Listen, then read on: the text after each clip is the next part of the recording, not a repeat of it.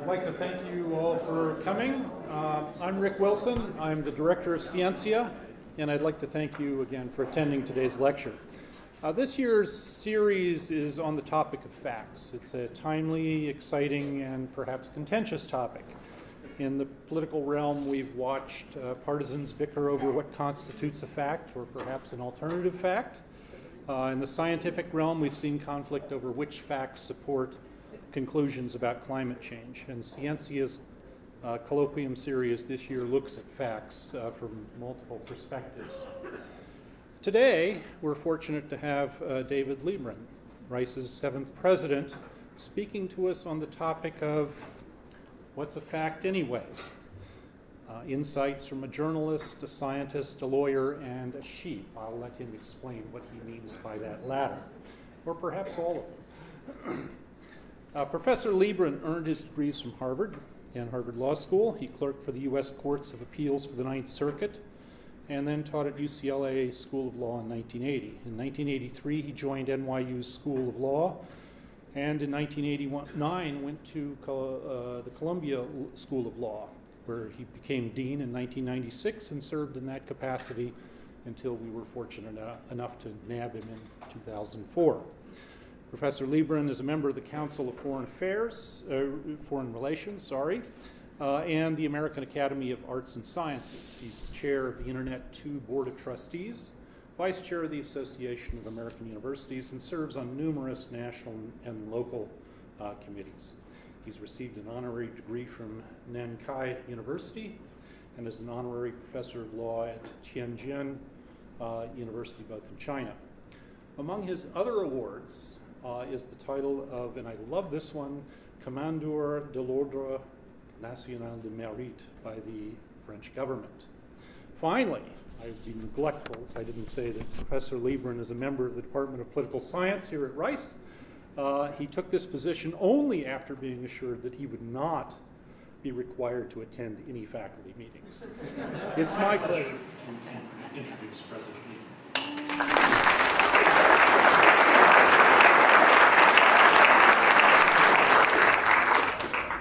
So some of those things were actually facts, and some were not. But I'm not going to go there. I'm going to begin with a disclaimer and an observation. The disclaimer, so when I got this email from Rick, who was actually one of the very first faculty members that I met at Rice when I decided to come here, and I got this email, and it was what I said in my response to it, that I had clearly received this invitation to speak at Ciencia by mistake, since no one believes that the president of the university has anything substantive to say. Nonetheless, I was accepting it immediately because I thought my brain needed some exercise, which it hadn't had in a little while. The observation is I want to thank all of you for coming out. This is clearly the largest attendance at any Ciencia lecture ever. In fact, it is the largest attendance at any lecture ever here or around the world. So I just wanted to get that factual observation out of the way. Now, let's see, I have this. So I figured, I needed to get you here. I was trying to figure out how do I get you here. And so one way to get people here is have a title that they want to get the answer to. They want to understand what it is this title could possibly mean. And so obviously that was successful in getting the largest audience for a lecture ever anywhere in the world. So I'm going to explain that about journalist, scientist, lawyer, and a sheep. So this goes back to a story about three friends are traveling together in Scotland. And Scotland's a beautiful country with these rolling hills and lakes, and off in the distance, they see this sheep. And the friends are a journalist, a scientist, and a lawyer. And the journalist says, oh, it's a gray sheep. I'm going to write a story for my newspaper. I'm not going to say it's a pressure. It's a different newspaper. And the journalist says, the story I'm going to write is that all the sheep in Scotland are gray. And the scientist says, I'm not so sure. I think all we can say is there is one sheep in Scotland that's gray. And the lawyer says, I'm not so sure of that. I think all that we can really say is that one side of one sheep in Scotland is gray. Now, I mention that because part of what I really want to talk about is just how complicated, slippery, hard to kind of categorize and define the fact is. And I want to draw a little bit on science, which is dangerous given the audience here, and a little bit on law, since as far as I know, the only lawyer in the audience reports to me, and so I'm not feeling terribly threatened by that. And I want to take a little bit of a stark perspective. Part of what I want to assert is part of the problem we're dealing with is that we started out with something that had a really very simple notion to it, both etymologically and historically.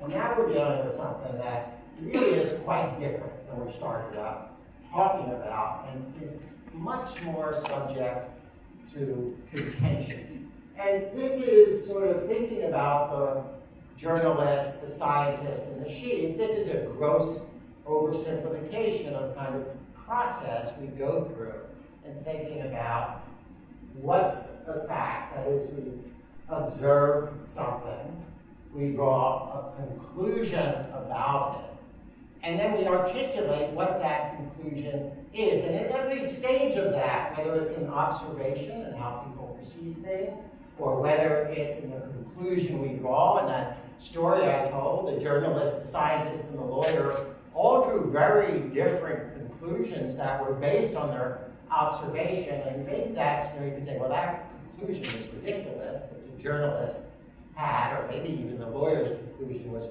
ridiculous. Well, it's not possible that the other side of the sheet could have been a different color. And then we articulate that in some way, and all of those may be subject to some disagreement, but it's a fairly simple, straightforward process. So I want to talk a little about the origins of the word, and it comes from factum, originally meaning thing from the word, and I don't know how to pronounce Latin. I'm going to say facere, so you can correct me, meaning to do. And then you see, of course, similar things in French. The word fait has different meanings in French. One goes is back. It's the same word in this past tense of something that somebody did or was done. German is almost the same thing. That is, tat is also the past tense of the word do, Tatsache, which means a done thing. And Chinese, which I got, of course, from my wife, and I can't pronounce, shishid, which is something true, which is a little bit different.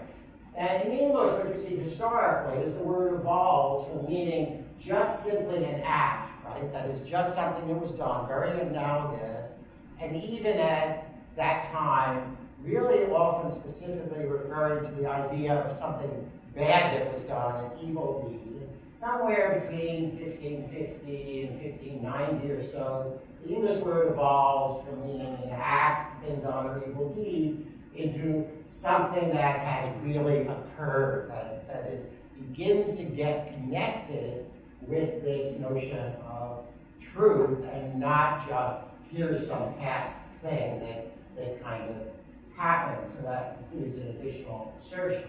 Now, if you look kind of at contemporary definitions, and this is sort of looking at a range of contemporary definitions, just taking quotes out of a range of sources on this.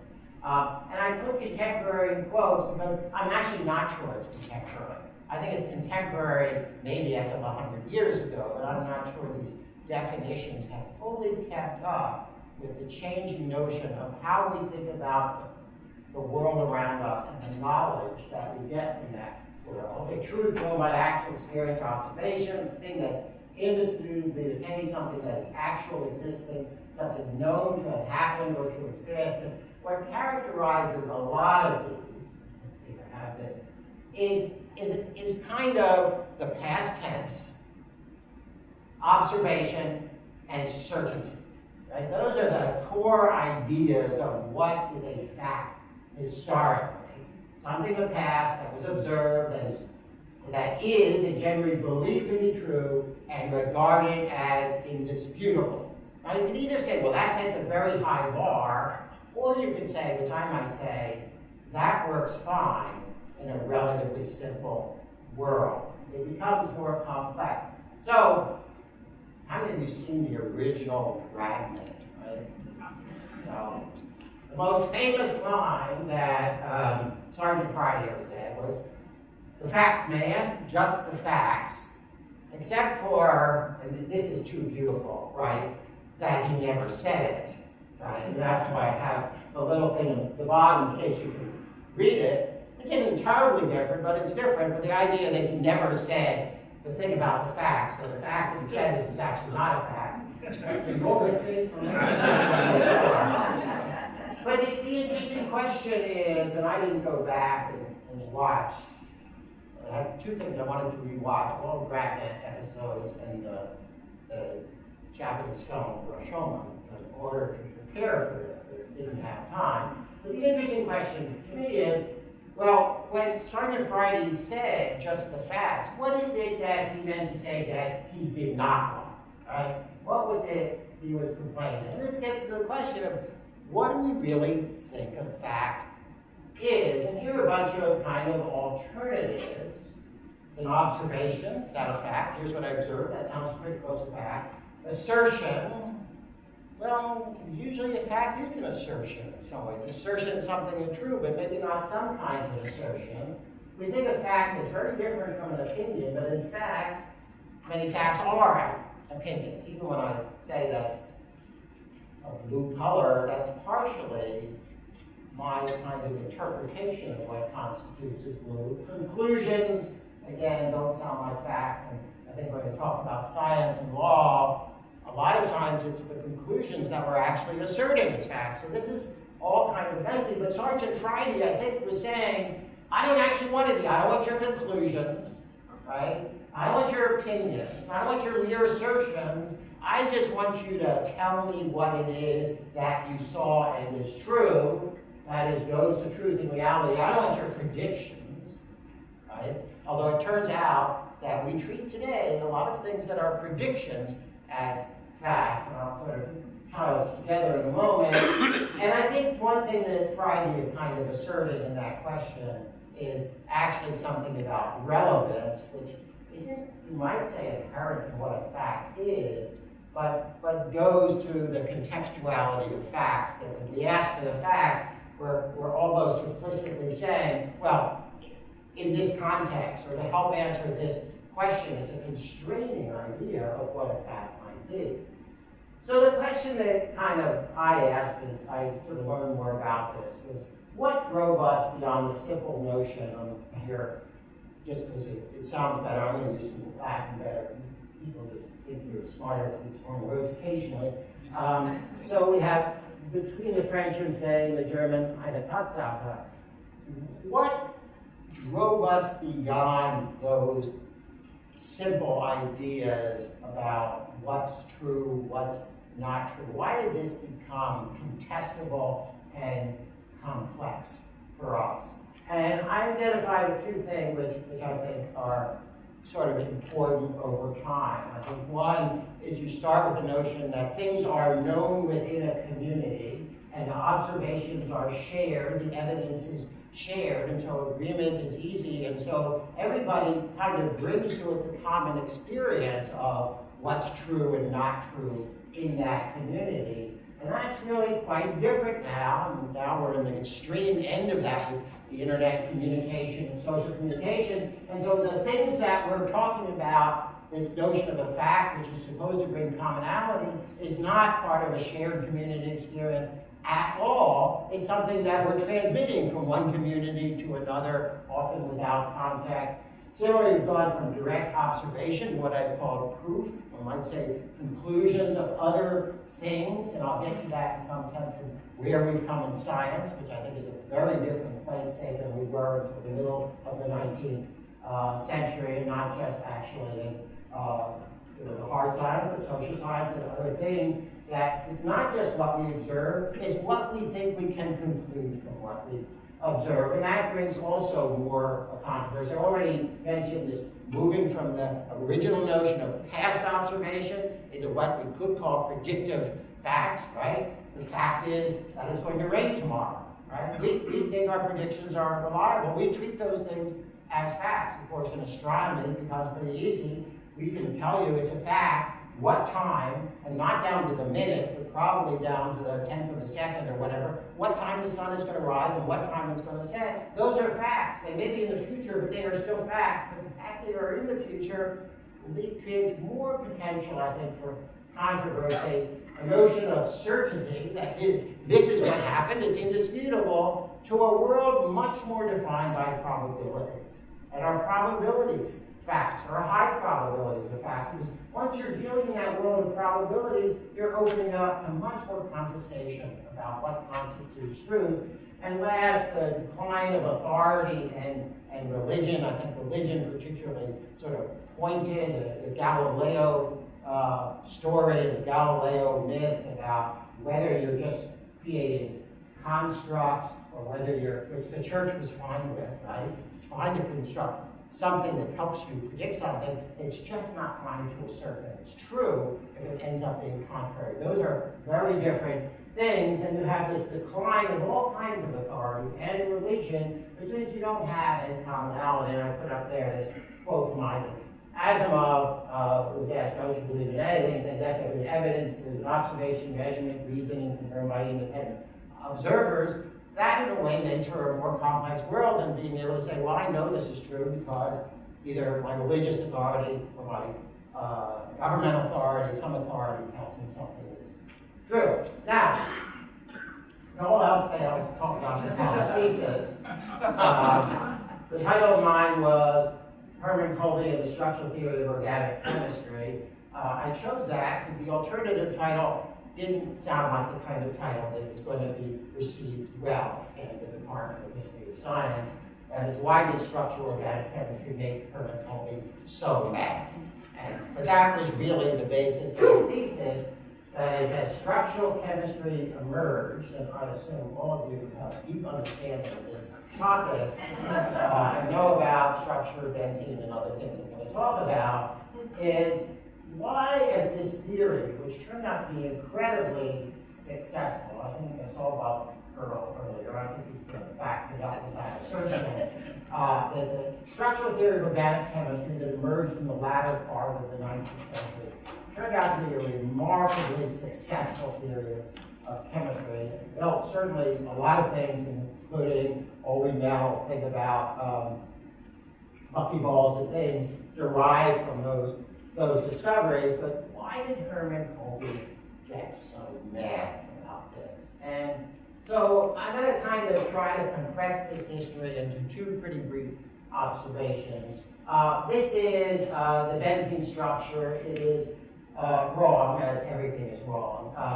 There should be alternate double bonds between the carbon atoms, otherwise it's a pretty good representation. You may wonder, some of you, what the serpent or snake around that is. The story goes that Kekule, right, and although that has a nice accent on it, Kekule was German rather than French, and it's just a side thing if you're dying to read my thesis, that nationality actually plays a big role in this entire history.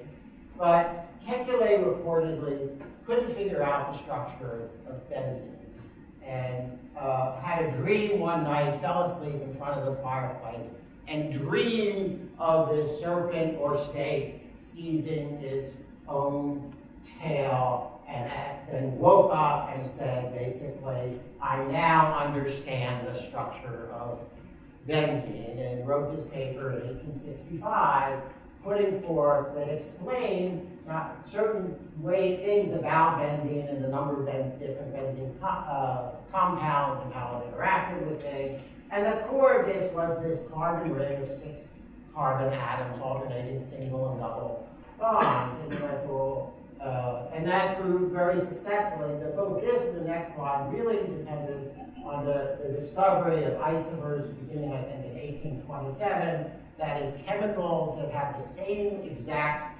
makeup in terms of the number of atoms of different elements, but are arranged in different ways. And it was that discovery of isomers that really led people to think about the physical structure of molecules and how they were put together. And then similarly later in 1874, equally important, Van Hoff and Lebel, again, largely based on isomers, particularly certain kinds of isomers in which the atoms were all connected in the same way, but some kind of in three-dimensional ways, slightly different, in part because of the tetrahedral structure of carbon. There are other variations, double bonds and things. Well, what is it that came out of these discoveries? What came out of it was the assertion, and I've come to think that this is a pretty fundamental change in the history of science, an assertion that we have knowledge of the physical arrangement of things that we cannot see, right? And a lot of science up to that point was direct observational science. Some in astronomy, the story is a little more complicated, but still, what are we observing directly? And there was no way for them to directly observe how the atoms were linked to each other. And my guy, I chose the loser in all this, my guy said, you cannot know that. You cannot know something that you cannot see. And to assert as a fact, not as a theoretical construct, but as a fact, that this is how things are connected to each other, even though you have no way to prove that or observe that that is a fact, he could not accept, that he just went on a tear. Now, if you think about it from my perspective, I think that kind of laid the entire groundwork for science after that, the acceptance of truths of things we cannot see. And so from there, you get all sorts of things about chemistry. It turns out we can see something that we didn't used to be able to see. And we know more, but that we could develop beliefs that we thought of as facts about things that we could not see. And I think that's one of the most fundamental transformations that we have made, and in part, why things have become so controversial. Think about something like climate change, where we assert, some folks assert it's a fact. Well, can you see it? No. You may see some past change. Do you know it's a fact that it's going to change in the future? No, these things are now things we can't observe, but we deduce. And it's really fundamental on all sciences. I would say in the middle 19th century. If you think of, for example, biology before that, and some other sciences, they were largely descriptive. How do we categorize those? Which things are related to each other? So, how do we know something's a fact? Well, there's an ideal, something, again, is objectively, indisputably, verifiably true.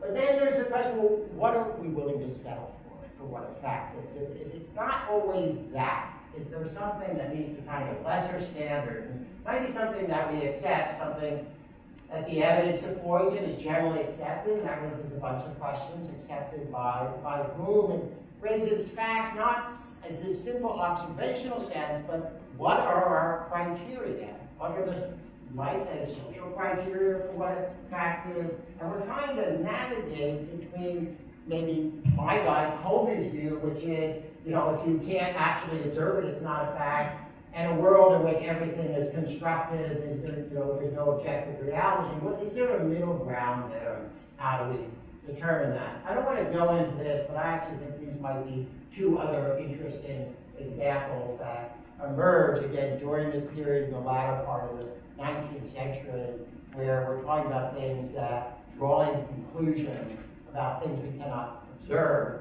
Darwin's an interesting case. There's probably no better observer in the history of the world than Darwin, who went off and just wrote down every possible little thing, and then came up with the theory of evolution, again, which you can't observe. It took biology, not to say there were no precedents for it, but it took biology in an entirely different dimension, which again had been largely comparative descriptive before that. And I won't go into Durkheim because I knew less than I do about Darwin, and unlike Darwin, Durkheim was not born on the same day, February 12th. So this goes back to this question: how do we know a fact is legitimate? And so as I'm thinking about this and thinking about some minor expertise I have in science as a result, I studied some science and a history of science, and some expertise in law. What are the different kinds of things that we think of as substantiating or creating facts, even?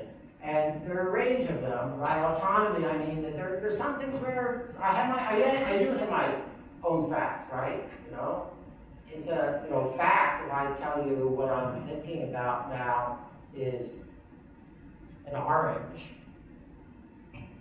I have total authority on that, right? And so there's certain kinds of things that we have autonomy to state facts on. That's one. The second is authority, that we give some person the right to determine what's a fact or not.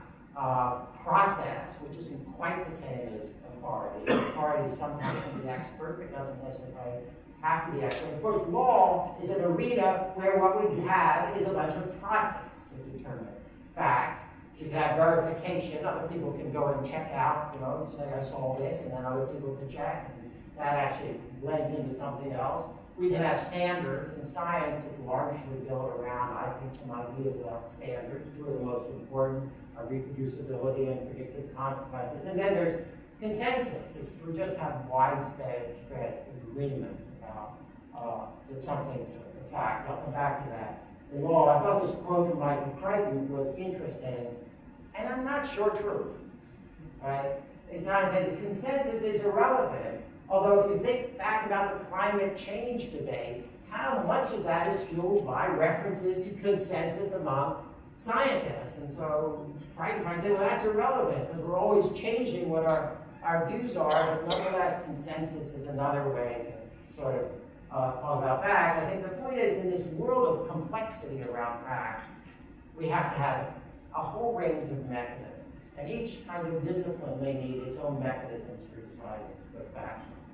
So I want to talk briefly about law. That's probably why I got invited anyway. So, and I'll say this, I'll come back to Kellyanne Conway shortly, and the controversy over the statement of alternative facts, which led from Trump's description of the inaugural, not Trump, Sean Spicer's description of the inaugural turnout, which, unlike my description of this lecture turnout, was objectively not true.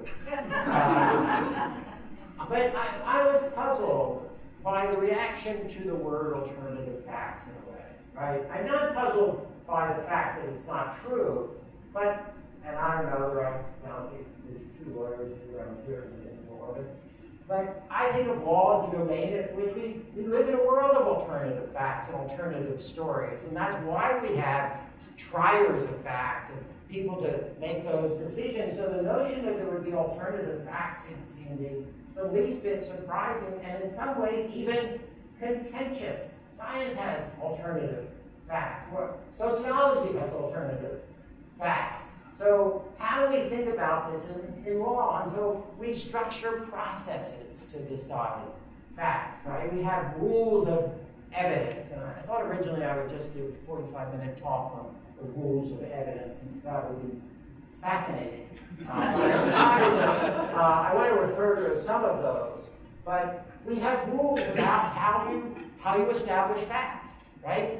Here's what you can introduce, here's what you can't introduce, and then we have a trier of fact, which is sometimes a judge and sometimes a jury, and when you have a judge and a jury, there's a certain relationship between the two. And so we have a kind of authority plus process. We have evidence, authority, process, and then we have burdens of proof. Now, burdens of proof, you could say, are less related to facts, and this is where the legal analogy gets complicated, than certain kinds of conclusions. But I was reminded, and this is taken totally out of context, that in the scientific, extraordinary claims require extraordinary evidence, and that's a kind of scientific equivalent of a burden of proof that some kinds of facts should require, if they are facts, higher levels And then I just threw it because I liked it, this part of the Conan quote, that there's nothing more deceptive than an obvious fact, right? This whole notion of contestability and doubt that has crept into our notion of what a fact is, and I think threatens us in some way, because if we don't have some idea of shared truths, then we really have a problem as a society. And so I just wanted to point out a few sort of examples of this in law. I'm calling this consensus facts, which is called in law judicial notice, where the judge at a trial can take notice of certain facts that might be relevant, generally wouldn't be contested, right? And so I said, Rice University sits at the intersection of Main Street and Sunset Boulevard. We wouldn't have people introducing proof of that. The judge would probably just say, look, I'll take notice of that. It's a kind of consensus, irrefutability, acceptance, there's no doubt. Related to that, but not the same thing, the parties can agree to what the facts are. And they become, at least for the purposes of that rule of law, they become the relevant facts. And so that's sort of consensus process. And then we have rules about witness testimony. And one of the interesting things about the witness testimony is it goes back to a large extent to our ideas about observation, right? That historic connection between what's a fact and observing of facts. I'm not talking about expert witnesses, which are a little bit different. And then we have a rule against what's called hearsay, which relates to if I can't get up on a stand and testify that somebody, or provide evidence that somebody else said that A murdered B, when I have no direct knowledge that A murdered B. And then there are a whole bunch of exceptions to that rule, based in part on reliability, but not exclusively.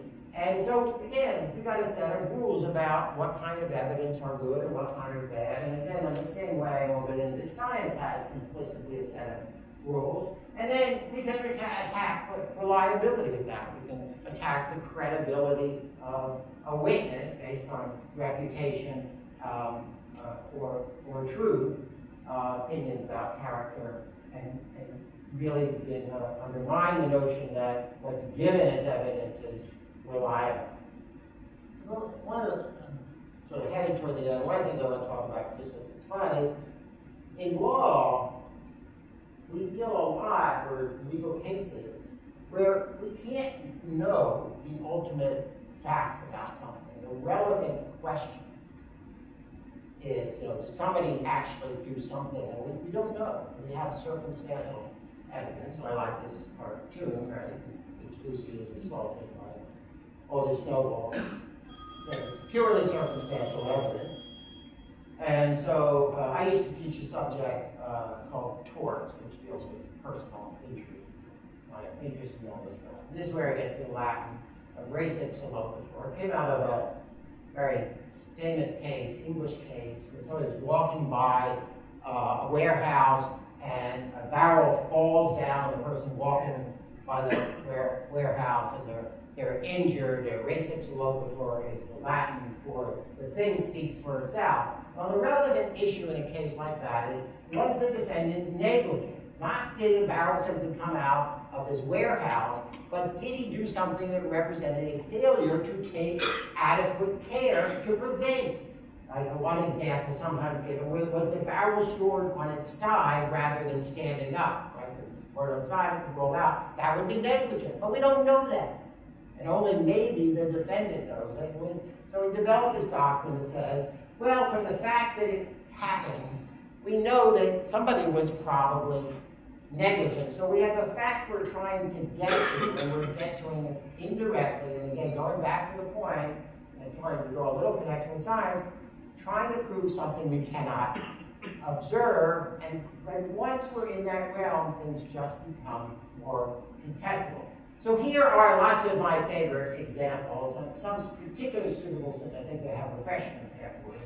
The dead mouse in the bottle of soda. I just read about a recent case of a surgical instrument left in a patient, collapsed structures. The last four quotations, they come from what are called explanatory parentheticals, where when a case is cited, you put a little thing in parentheses after the case that tells you a little bit of what the case is about. And those four were like my all-time favorites. 800 pounds here, coming through the ceiling, uninvited streetcar at a restaurant, child sent to nursery school, returned with bruised head, crossed eyes, and concussion, and the all-time champion, human toe in chewing tobacco. And so the notion is, you open your chewing tobacco, there's a decaying toe in it, somebody did something wrong somewhere, we don't know what it is, we can't observe it, but we accept it as proof of that fact, this indirect evidence of that.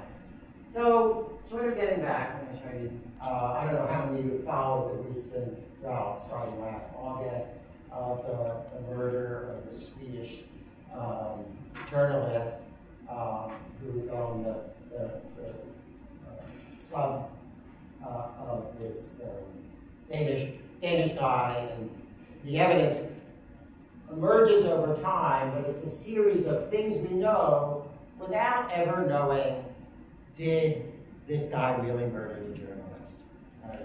We know that she got on the boat, somebody observed her getting on the boat, her torso was found floating in the bay off Copenhagen some days later. The guy who owns the boat, the submarine, says, oh, I didn't do it, and then says, she hit her head, and then says, yeah, I dismembered her, but I didn't kill her. Never a place you want to be in establishing your innocence. But it's an example where, even in a criminal case, circumstantial evidence would suffice. So, with all that, how do we think about alternative facts and what might have been that? And I think the problem was, from my point of view, not so much that there couldn't be alternative facts, but there was no alternative evidence. There was not an alternative theory.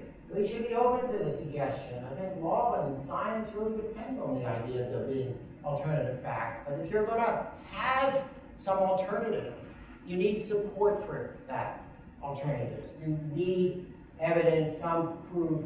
And I think what's really concerning and disturbing, and I put up the John Adams quote, is partly because I'm not sure it's entirely true that the facts don't respond, but there's a kind of competition in both science and law for proving what is true. And we do that by meeting the criteria that those disciplines have established for what is true. I think the thing that, one of the many things that I'm disturbed by is not just assertions that turn out really to have no basis, but the next tactic, which is attacking the media or attacking scientists. If you sort of look at the climate change debate, the tactic of really trying to find reasons to undermine credibility as a discipline and undermine credibility of individuals. And we have this, I think, ultimate challenge, and I think maybe last week we may talk about this, whether facts can really challenge beliefs. And for that, we really have to have a deep understanding of what creates the legitimacy of facts. And what I really want to try to convey is, one, some commonality between science and law around this, but that we really have to have good understandings of that. It's not enough just to kind of have an understanding of what things are true, what things aren't true. But what are the processes that underlie our ability within disciplines or as a society to decide what's true? So I had a couple more slides, but they've disappeared, and my time's up anyway, so I'm going to stop there and hope you have a couple questions. Thank you very much.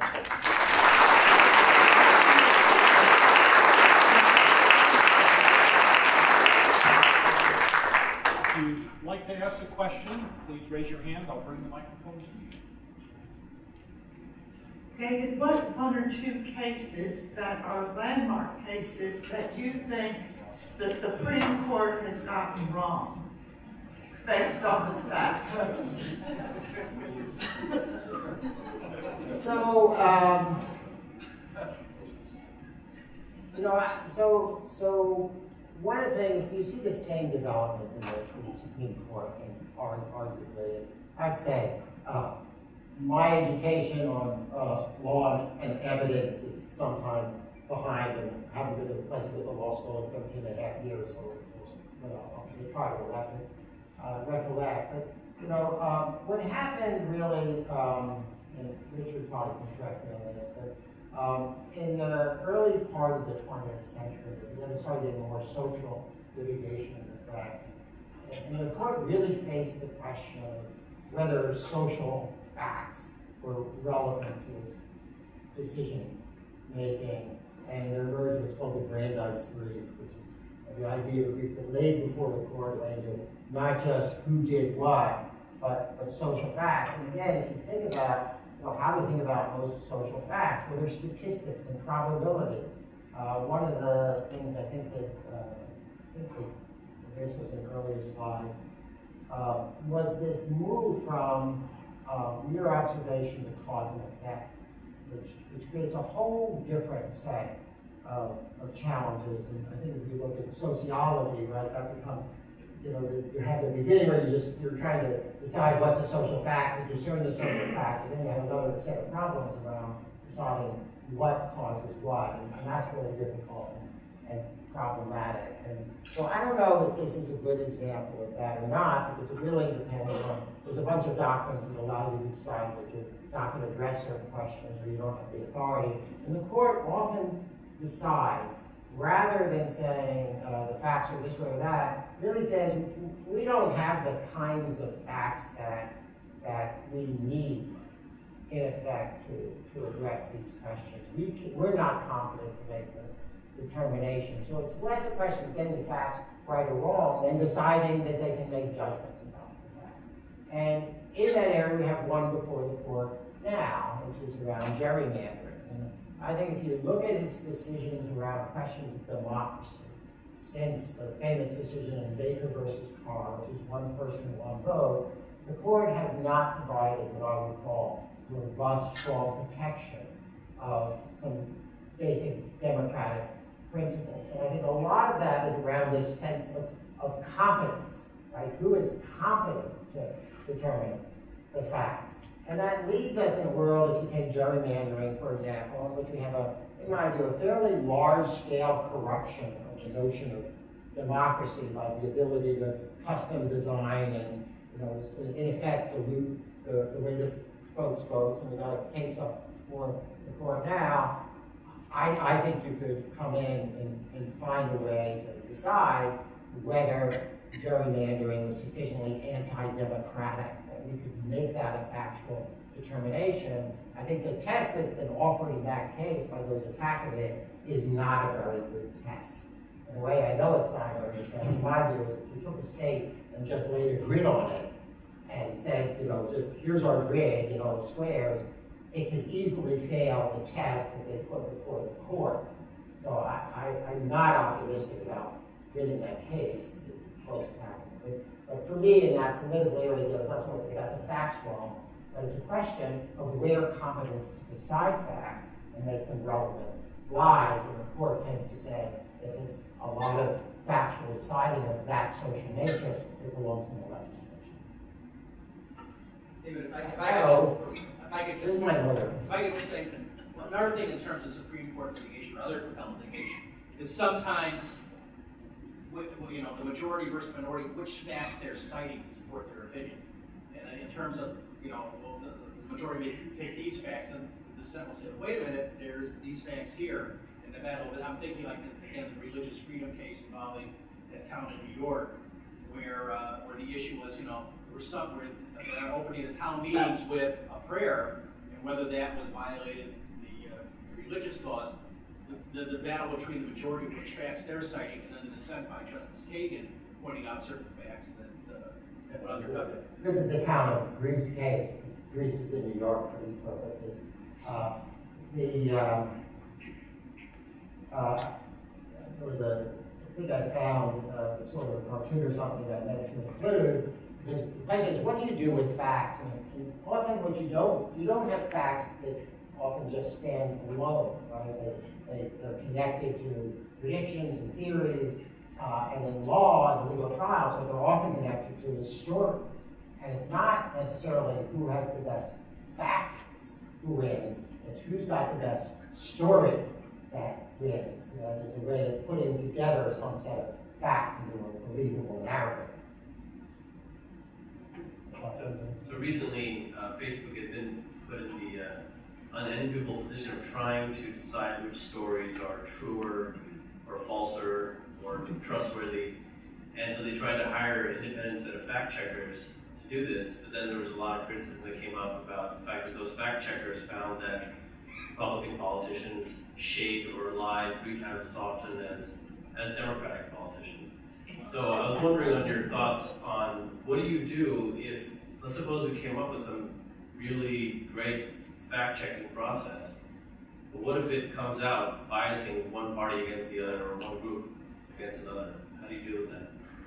Well, I don't want to comment on the specific politics of that or which group, but if you're serious about facts, the fact that it might adversely affect one group compared to another can't be a terribly relevant consideration, because then it means you're not serious about it. It really goes to a question of evidence or process. I had lunch with somebody today who, in my view, takes the right approach to watching the news. So he watches MSNBC and Fox News and CNN and says, what he said to me is, they're all equally plausible, but of course they're in total contradiction to each other. And so part of this problem again is this notion of a fact is a free thing up there, that there's a simple, in this more complex world that we live in. Now, the thing about how many people at the inauguration, that turned out to be a relatively simple thing, both by direct observation in the sense of photographs and indirect observation in the terms of people riding on the subway that morning. Those were the relevant things. But the internet, it's just a kind of miscellaneous collection of observations and assertions, and whether that's a reliable way. How do we think in this modern world the fact checker determines things? We go back to the legal principles, which I'm not sure should apply to the rest of us all the time, which is, if you're a witness, you can't be a witness to something unless you actually observed it. You can only do it speaking from personal knowledge. And that's a very expensive process. And part of the problem now is we have access to lots of information, lots of facts, and it's really cheap, and we don't have a very good process for sorting through those things, and whether we should create some more reliability. But I will say, the political system will go off in one direction. We shouldn't be deterred that some people come out better or worse than that. It was interesting that your reference to science stopped in the 19th century. I think that 20th century science is much more fraught than the view you were talking about there. If we think even about the benzene problem, for some purposes, benzene can't be thought of as having a particular structure, for example, as you must know. So I think that in some sense, the use of the knowledge is got to be taken into account. Why it's set up for you in science is more open when we would use the knowledge. I completely, part of what I was trying to make was that after this, as we move into the 20th century, it becomes way more complex because we're making all these assertions about things we actually can't, send out witnesses to in the same way, that we have a different way of thinking about proving facts. Also, at the end of it, I don't know why a couple of slides got cut off of that. I had another great quote from Isaac Asimov, who talks about this idea that all scientific theories turn out to be wrong. So somebody written him and said, everything turns out to be eventually to be wrong. And Asimov says, it's true that it turned out that people who thought the Earth was flat were wrong, and the people who thought the Earth was spherical were also wrong. But if you think those are the same kind of wrong, you are wronger than all of those people.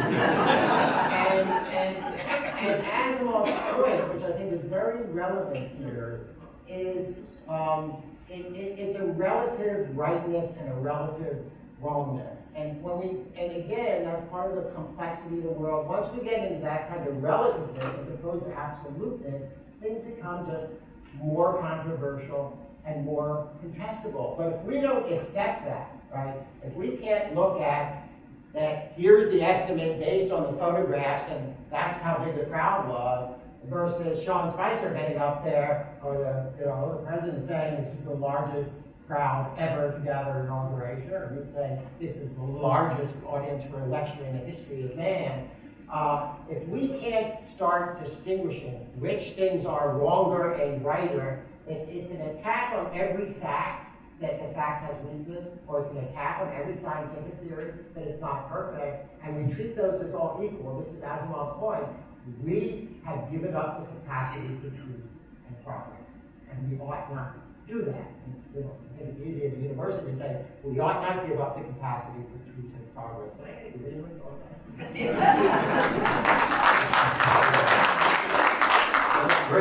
Great talk. I learned a lot. So, in your definition of what is a fact and what is contemporary, I wonder if now one should add political rhetoric as a definition of a fact, right? I mean, people will say things trying to achieve some agenda, and this is sort of on both sides.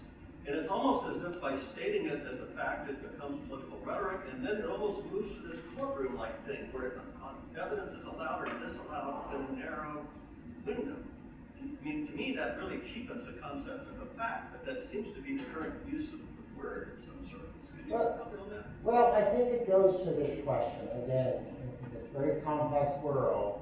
And again, in law, you can believe the facts, whereas the court determined them or not, and we have appeals processes and all of those things, but we have a process for what's established as fact, and that's a different question in some sense than what the reality is. In science, there's less of a notion of authority. We have scientific societies and experts in this, but they generally don't have the final authority.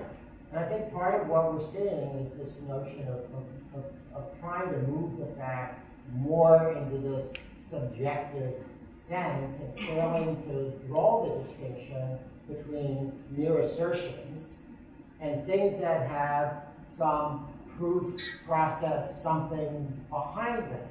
And I think what we're seeing is a big degradation of debate, really, because it compromises the whole notion that there are things that are true and things that are not true.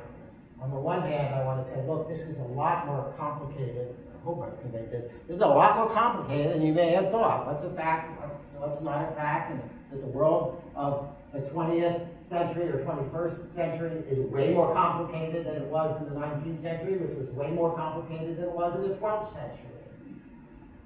All that said, we, I think at the end of the day, believe in the ability to discern truth and get ever closer to that, even if it's an asymptotic notion of getting closer to the truth. And I think what we have to do is develop, as an educator, what I might say, is we have to develop education around this, not just hear the facts. And, I always preface the following statement by saying I have no plans to implement this.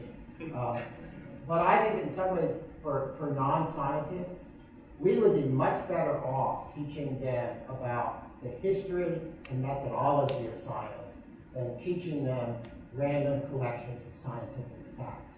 That if you sort of see what's wrong in the United States, this skepticism around science, which I think is competitively dangerous in some ways, that it comes from a failure in many ways to understand what science is about. And this acceptance, if you can poke some holes in a theory, then it must just be all wrong. And we go back to the notion, there are things that are wronger than other things. One of the most vexing things about legal matters is the question of expert testimony. I know an example of an extremely distinguished scientist who you could think would testify as an expert on many matters, who in his older age began to espouse views that were factually clearly incorrect. And I realized what I wanted to ask about is, I know that both the Supreme Court in particular has tried to clean up the idea of what is real expert testimony or not. And I guess I'm curious about how successful they've been. I think I'm best confessing to have no expertise in this area, so I haven't followed the Supreme Court on evidence cases.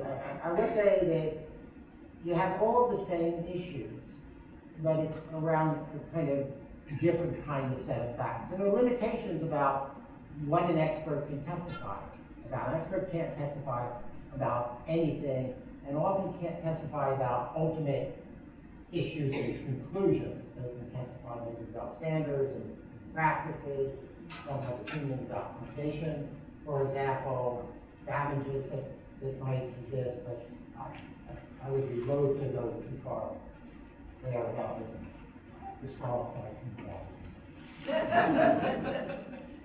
think we have time for one more question. Anybody have one? I want to thank David for insightful and wonderful presentation. Thank you very much.